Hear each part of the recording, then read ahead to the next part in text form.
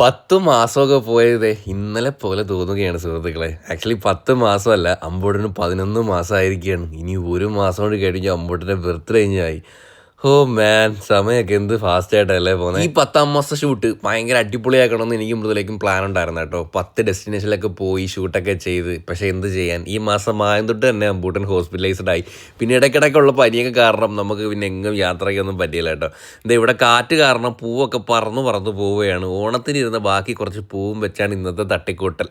അപ്പോൾ എന്തായാലും നമ്മൾ ഡ്രോണൊക്കെ വെച്ച് ഇതിൻ്റെ ഫുൾ ഷൂട്ട് ചെയ്തിട്ടുണ്ട്. അത് നമ്മളെ ചാനലിൽ ഇട്ടിട്ടുണ്ട്. ഈവനിങ് ഇങ്ങനെ ഇരുന്നപ്പോൾ ഒരു പടത്തിന് പോകാമെന്ന് തോന്നി. കുറേ നാളായി ഒരു സിനിമ കണ്ടിട്ട്. നമ്മൾ ഷൈൻ നിഗത്തിൻ്റെ ബാൾട്ടി എന്ന് പറഞ്ഞ മൂവിയാണ് കാണാൻ വേണ്ടി പോകുന്നത്.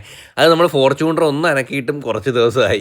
അപ്പോൾ എന്തായാലും നമ്മൾ നേരെ തിയേറ്ററിൽ എത്തി കേട്ടോ. അമ്പൂട്ടിന് അതേ കോസ്റ്റ്യൂം തന്നെയാണ്. അവന് ഈ ഡ്രസ്സ് ഭയങ്കരമായിട്ട് എനിക്ക് ഇഷ്ടപ്പെട്ടു. നേരത്തേക്ക് നമ്മൾ പുറത്ത് പോയി കഴിഞ്ഞാൽ വേറെ ആരെങ്കിലും കാണുമ്പോൾ അവൻ കയ്യിൽ പോകുമായിരുന്നു കേട്ടോ. ഇപ്പം എൻ്റെ എവിടെയെങ്കിലും കയ്യിൽ നിന്നല്ലാണ്ട് വേറെ ആരുടെയും കയ്യിൽ ഇപ്പം അമ്പൂട്ടും പോകത്തില്ല. ഇവിടെ ഇയർ ക്യാപ്പൊക്കെ വെച്ച് ഒരുത്ത സെറ്റായിട്ട് ഇരിപ്പുണ്ട് സുഹൃത്തുക്കളെ. ഭയങ്കര അക്രമോട്ടാ തിയേറ്ററിൽ. പടം ഞാൻ ഇത്ര എക്സ്പെക്ട് ചെയ്തില്ല കേട്ടോ. അടിപൊളി പടം. ഇതിൻ്റെ ഫൈറ്റ് കൊറിയോഗ്രാഫിയാണ് എടുത്തു പറയേണ്ടത്. എനിക്ക് ഭയങ്കരമായിട്ട് ഇഷ്ടപ്പെട്ടു.